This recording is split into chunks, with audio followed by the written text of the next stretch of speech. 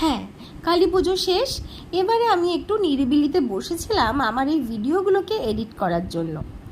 বাড়িতে আসলে পুজো থাকলে যা হয়, হাজারো কাজ, আর তার মধ্যে যারা একটু আঁকিবুকি পছন্দ করে তারা তো সুন্দরকে আরও সুন্দর করে তোলার চেষ্টা করে। নমস্কার, আমি অর্পিতা, আর আপনাদের সকলকে জানাচ্ছি আমার চ্যানেলে অনেক অনেক স্বাগত।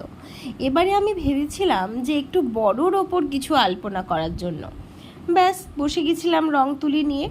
অনেকটা সময় ধরে ভালো করে বেস রংটাকে শুকিয়ে আমি এই কাজটা করে নিচ্ছিলাম।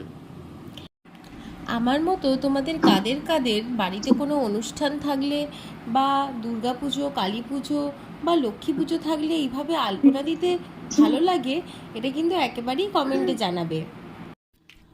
এই কাজটা করতে আমার মোটামুটি একটা পুরো দিন লেগে গেছিল, কারণ একেই তো মার্বেল, তার উপর যদি বেস কালারটা না শুকিয়ে করা হয় তাহলে কিন্তু পুরোটাই উঠে যাওয়ার একটা চান্স থাকে। কথা বলতে বলতে আমার কাজটা এখানে প্রায় কমপ্লিট। সবাই অবশ্যই কমেন্টে জানাবেন আমার এই আলপনার ভিডিওটা আপনাদের কেমন লাগলো। And thank you for watching. Tata.